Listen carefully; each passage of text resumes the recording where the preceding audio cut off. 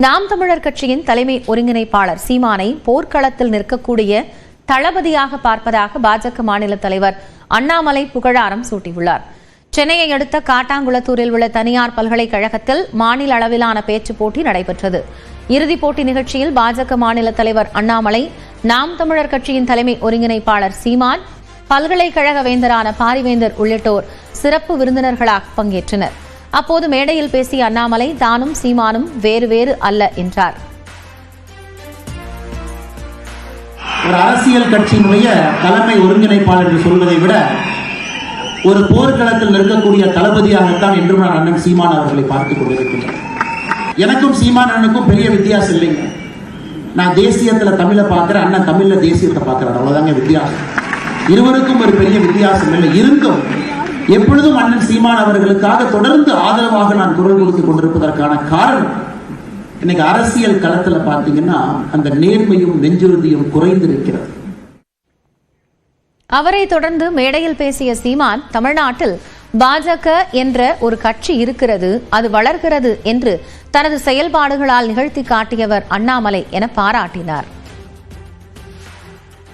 பாரதிய ஜனதா கட்சி என்ற ஒன்று தமிழ்நாட்டில் இருக்கிறது, அது வளர்கிறது என்று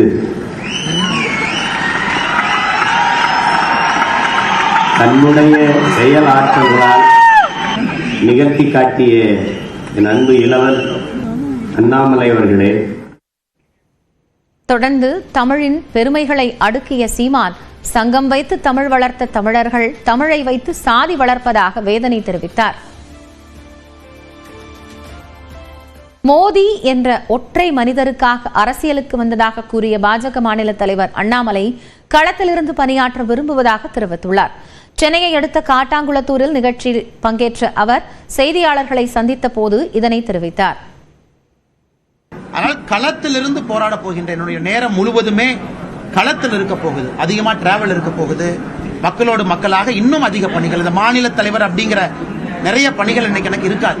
அது நரேந்திர மோடி ஐயாவுக்காக அரசியலுக்கு வந்தவன் நான். அவர் கிணத்துல குதினால் குதிக்கிற ஆள் நான் ஒரு கட்சியை பார்த்தோ ஒரு சித்தாந்தத்தை பார்த்தோ அரசியலுக்கு வரலைங்க. அது எல்லோருக்குமே தெரியும்.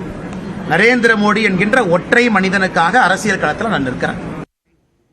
பெட்ரோல் மற்றும் டீசல் மீதான கலால் வரியை லிட்டருக்கு 2 ரூபாய் வீதம் மத்திய அரசு உயர்த்தியுள்ளது. எனினும் விற்பனை விலையில் மாற்றம் இருக்காது என எண்ணெய் நிறுவனங்கள் உறுதியளித்திருப்பதாக மத்திய பெட்ரோலிய அமைச்சகம் அறிவித்துள்ளது. பெட்ரோல் மற்றும் டீசல் மீதான கலால் வரியை லிட்டருக்கு 2 ரூபாய் உயர்த்துவதாக மத்திய அரசு அறிவித்துள்ளது. இது நாளை முதல் அமலுக்கு வரும் என்று தெரிவிக்கப்பட்டிருந்தது.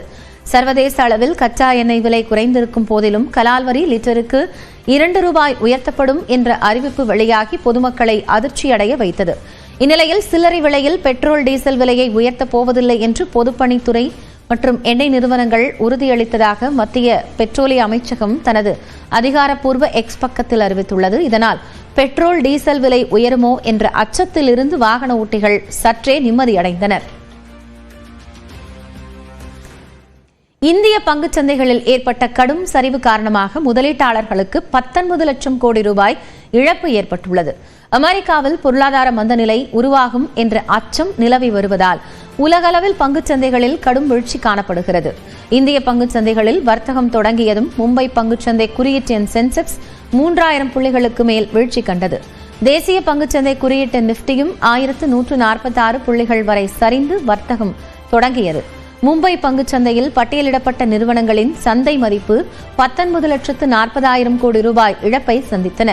உலோகத்துறை பங்குகள் 8 விழுக்காடும், தகவல் தொழில்நுட்பத்துறை பங்குகள் 7 விழுக்காடு வரையும் சரிந்தன. ஆட்டோமொபைல், ரியல் எஸ்டேட் துறை பங்குகள் 5 விழுக்காடு வரை சரிவை சந்தித்தன. முதலீட்டாளர்கள் பங்குகளை அதிகம் விற்பதாலும் உலகளாவிய வர்த்தக போரும் அமெரிக்காவின் நாஸ்டாக் பங்குச்சந்தையில் ஏற்பட்ட சரிவும் இந்திய சந்தைகள் சரிய முக்கிய காரணிகளாக கூறப்படுகிறது. வர்த்தக நேர முடிவில் மும்பை பங்குச்சந்தை குறியீட்டின் சென்செக்ஸ் 2226 புள்ளிகள் குறைந்து 73,137 புள்ளிகளாக இருந்தது.